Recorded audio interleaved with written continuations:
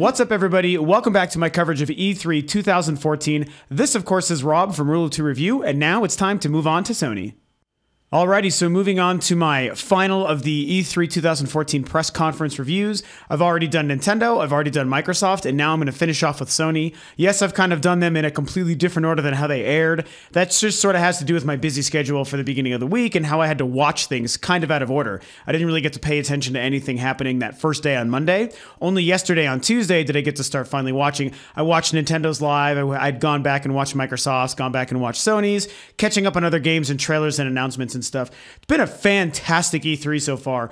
Tons of surprises, tons of great content and already known and announced games. All the press conferences have been pretty fantastic. It's been a really good year so far. Of course, I'll end up doing both a wrap-up of E3 overall, as well as probably like my top 10 games a show, because that's always fun to do. But that aside, now I'm going to move on to finally talking about and reviewing my thoughts on Sony's press conference.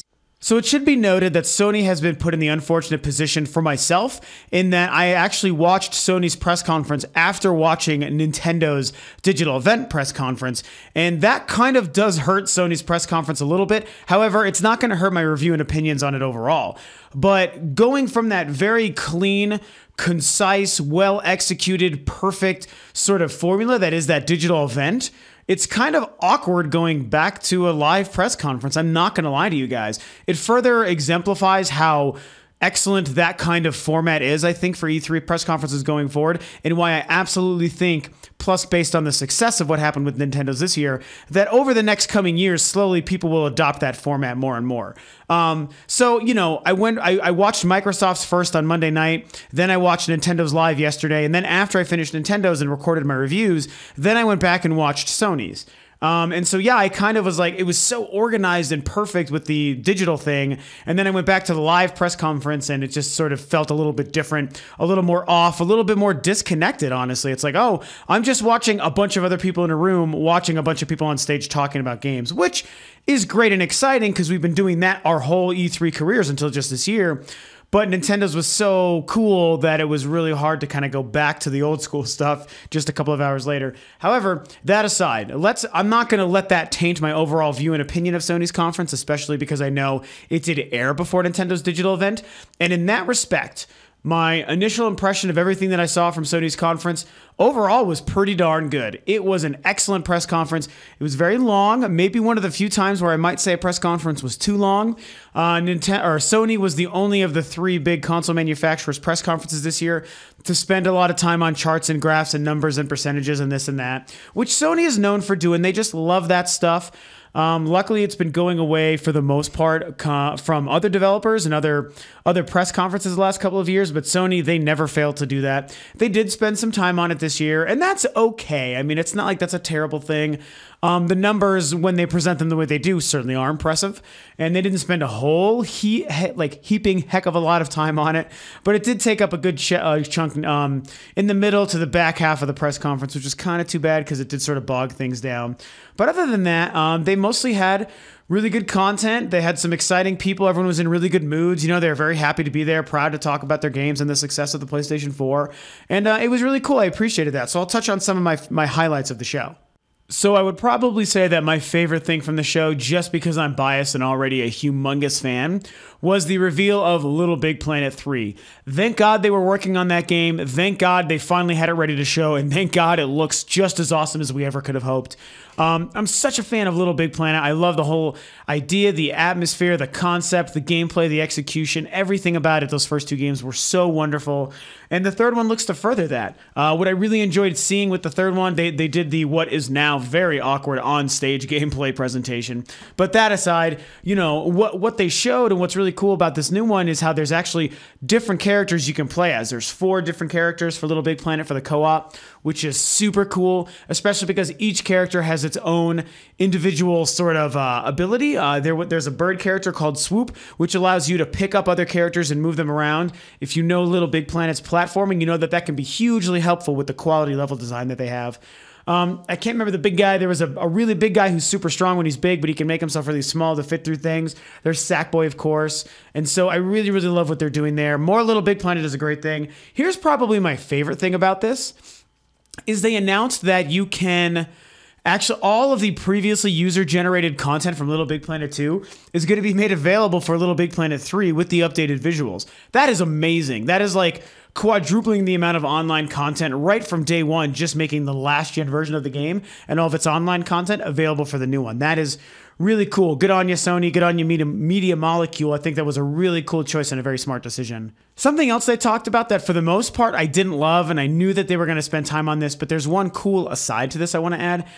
This is an unfortunate thing about Sony's press conference and what Sony's doing, is they're so big on this exclusive content and exclusive DLC bullshit that I think it's just a little unfortunate. Now, let me add a caveat to that. A lot of people seem to like it, and I think it helps them kind of be pretty successful with some of their games, at least their multi-platform games, which is 90% of their library. So in that respect, I appreciate it, and that's actually a really great thing. So, you know, I know that people like that. I, however, don't. I don't care that Destiny comes with an exclusive weapon and an exclusive whatever, like an outfit or an upgrade or whatever. Like, I just don't care. I wish that stuff didn't exist. I mean, I guess I care in the sense that, yeah, I guess I want it because I want the game, but I wish it just didn't exist. It's a stupid thing to separate, and it shows, like, you know, the idea of developers playing favorites to other companies or consoles, or just that the consoles are willing to just pay this extra money to say, give us the cool weapon. Let's, as Kyle Bossman said, let's just keep stuff from the other guys. That's what it is. It's not so much, I don't feel like Sony's gaining anything when they say this, or even Microsoft with Call of Duty stuff, but I do feel that they're saying, we're just denying other people that stuff. Like, gimme mine, now you buy. And I'm like, I don't know, that's just for me. I maybe sound kind of bitter, and I just think that that's just kind of stupid. It's not exciting, and I don't think it's press conference worthy, so keep that shit out of your press conference, man. Just give us exciting actual stuff. Now, let me say something that was cool in the respect that, A, this is, you know, DLC stuff for an exclusive Sony property, so that totally makes it okay. And B, they're doing something brand new that I've never heard of with this. That is the DLC for Infamous Second Son. And god damn it, I can't remember the name of it. Let me see if I can find it while I have it here. I don't know. I'll take a look through this. So I can't remember the name of the DLC for Infamous, but here's what is absolutely amazing to me about the Infamous DLC is that if you're going to play online with anybody else on PSN, even if they don't have the game, they can join you online and play that game, which means one person's copy of Infamous Second Son and their DLC will stream to other people's PlayStation 4s so that you guys can all play together online. Now, that is amazing. Fantastic choice. Infamous is only kind of exciting to me, so I don't really care too much about the title. I mean, I guess I do, but I don't care about the title. But just the idea is wonderful. I think that that is a tremendous value for gamers and PlayStation fans, you know, which includes myself. And I think that if that becomes adopted by more and more people down the road, they're going to see massive success over it. And only the gamer, only you and I are going to be the ones winning from that. I think that is great. So Insomniac and Sony, really cool ideas. Great choice. Very, very smart business and marketing move. I love what you're doing with that stuff. And so other than that, there really wasn't a whole lot of super exciting things going on. It was really just a bunch of content and a bunch of games. They had an indie reel just like Nintendo and Microsoft had, which is cool. Here's pretty sweet. Bloodborne, they showed the trailer for that, which is from Software, the developers behind Demon's Souls and Dark Souls, and it has since been confirmed that that is the spiritual successor to that game. Very cool, very great trailer, very ambient, you know, only CG stuff, no gameplay, so that was kind of dumb, but it was still a great trailer. The Dead Island 2 trailer was typically amazing. The zombie trailers for games last couple of years, like with the first Dead Island and with Zombie U, these zombie trailers that are CG are really, really good. So they had a great one. There was a lot of humor. I dug that. Oh, here's a big one for me that sold me on a PlayStation 4 immediately is Let It Die from Grasshopper Studios, and you guessed it, Suda51. I am a Suda maniac. I am absolutely like one of his biggest fanboys, have no problem admitting it, very proud to do so. And the game just is, I don't even care what game he makes and if it even looks good or not. I'm excited for it just because. And that is exclusive to PS4. So Sony, here's all my money. You freaking got it. You release Suda's next game exclusive. I cannot wait to pick up your platform just for that game. Fuck your own stuff. I just want Suda's games. So that is really cool. Now, it should be noted that We know Suda51 is also working on another title called Lily Bergamo, which has barely been talked about since last E3. Very little shown on it. Very anime-inspired kind of thing with a female protagonist. I'm hoping that comes to all platforms. I'd love to get that one on my Wii U. But regardless, it seems like Suda's making 2 games, which is wonderful. The big surprise here was that one of them, Let It Die, painfully violent looking, is exclusive to the PlayStation 4. So amazing win for you, Sony. Thank you so much for doing that. Thank you, Suda, for making games. And again, I'm going to give you guys all my money. That's really cool.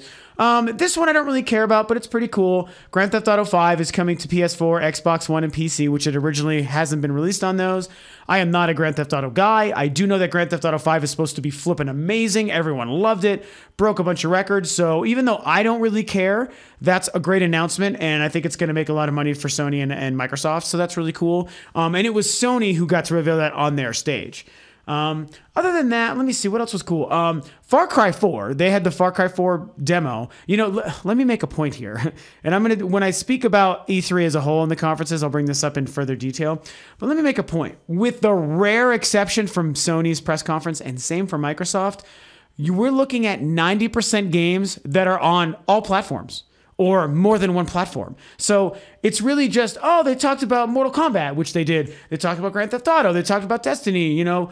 Wow, Dead Island 2, oh, great. Oh, wait, those are all also coming out on the Xbox One. Sony just happened to be showing them on their stage. So it's not like these are Sony's games. These are everybody's games that happen to just show up on Sony's stage. So that, you know, while it's cool to see this exciting content on Sony's stage, it's like, you know, it's still not your content. You're just the ones showing the trailer for it. So anyway, you know, that's the point I'm making. That aside, I don't want to take away from the fact that the games themselves look great. They are exciting to other people and or to myself. So it's great to see them. And it did help Sony have still a very good press conference. So I don't want to take away from that either. So shit, what game was I just even? Oh, Far Cry 4. I barely have played the Far Cry series. I didn't play Far Cry 3, but I know it was really reviewed very well and people really liked it. Now, the Far Cry 4 gameplay that they showed on Sony's stage at their press conference, holy shit, loved it. Way surprised at how good that game looked. So that has convinced me to play Far Cry 4. I may go back and try Far Cry 3, but I'm not quite sure if I'm going to go out of my way to do that with so much other stuff to play. But I do know that Far Cry 4 I absolutely want to play. So here's the thing. Does Sony win? I mean, I don't know, because I don't even know if I would play that on my PS4 or an Xbox One or a PC. I mean, probably not PC for that one. But I mean, you know, yes, Sony made me excited for that game, but I may not play it on their platform. I may end up playing it on the Xbox if I buy that first. So, you know, that's a whole nother can of worms we're getting into. Regardless, great looking game. Very excited for that. They did show Mortal Kombat gameplay, and damn, that game looks so flippin' good. So excited. Thank you for showing that stuff, Sony. That looks amazing. While it did help confirm that the original trailer wasn't gameplay like some people speculated, I'm not going to lie. The gameplay looked very close to that quality, so they are doing amazing things with Mortal Kombat X right now, and I'm going to call it Mortal Kombat 10. I don't care what anyone says. So Mortal Kombat 10. They're doing amazing things with that. I really appreciated seeing the gameplay on Sony's stage, so that was very, very cool. Here's a big one I want to talk about. The Last of Us, the PS4 Remastered Edition. They showed a trailer for that, and I don't think I've ever been more torn on a concept, because The Last of Us could be my second or third favorite game of all time. So hot damn, I love that game. And if you're showing it, I don't even care if you're showing old footage of the game. If I'm just seeing it, watching it, hearing it, experiencing it, listening to the music from those trailers, oh my God, I'm in love. I am like, I have a nerd boner like I couldn't express to you. That is how much I love that game. So the fact that they had a reason to play anything from The Last of Us on Sony's stage, amazing. I loved seeing and hearing it. That was just really exciting for a couple minutes. However, considering that it was being shown to showcase the PS4 Remastered Edition, I gotta tell you guys, it didn't look any different. It didn't look any better. That game, it's really more a testament to the game than it is a diss to the PS4 hardware, because the game as a PS3 game just looked that good that there's like not much better looking you can make it. So it really was just, here's a trailer for the game. I mean, I don't know if it was supposed to make us say, wow, look how much better it looks because of the PlayStation 4, because it sure as hell didn't do that for me, and I am one of its biggest fans, as you can obviously tell. So that really didn't do a lot. It was kind of disappointing, and it also further reminds me that I just don't think that remastering all these games from the last gen is really that big a deal like initially I thought it was. Like, I don't really care if you're bringing, Metro Last Light and Tomb Raider and Last of Us to this new gen, because those games just fucking came out. It's not exciting. It worked with like the Wind Waker HD remaster, because that game is 10 years old. So that's a game that makes more sense to come out, Sony's done stuff like bringing back the Ratchet and Clank games and the Sly Cooper, oh my gosh, sorry. And the Sly Cooper games. That is a remaster that's worthy of our time. The Master Chief Collection for Xbox One, that is something that is worthy of our time, because a lot of those games are very old and they're 1 and 2 generations old, just like the Wind Waker is. So those make sense. But The Last of Us, Tomb Raider, man, I just don't think I care like I thought I maybe was initially going to care. Those games just came out. They only look marginally better. We played those games last year. Who cares?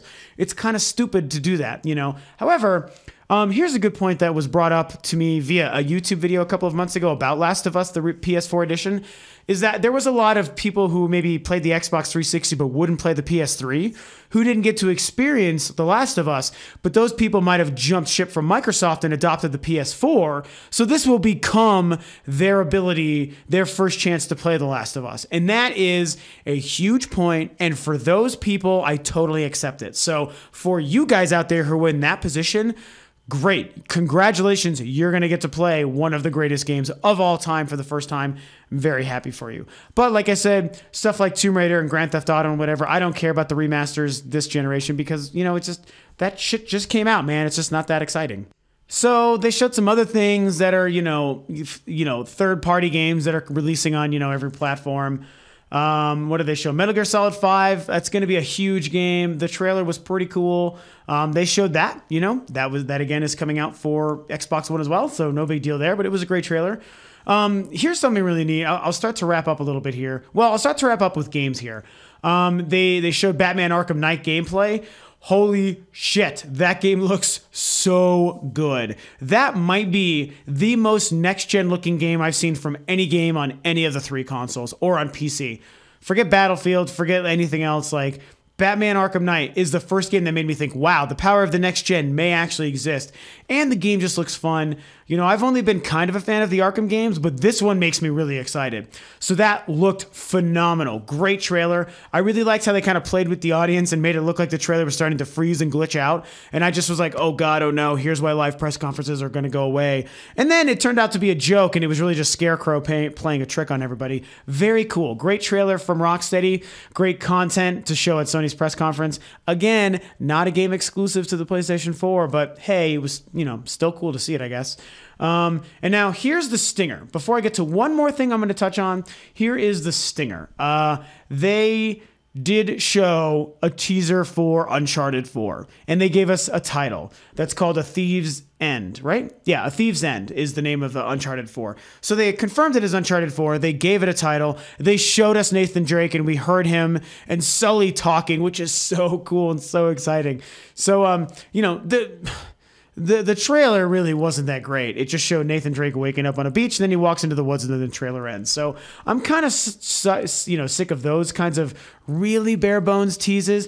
But at the same time, just seeing it on stage and seeing Naughty Dog's presence and knowing the game has a title, and it's confirmed with Nathan Drake and all that good stuff. I mean, that's exciting.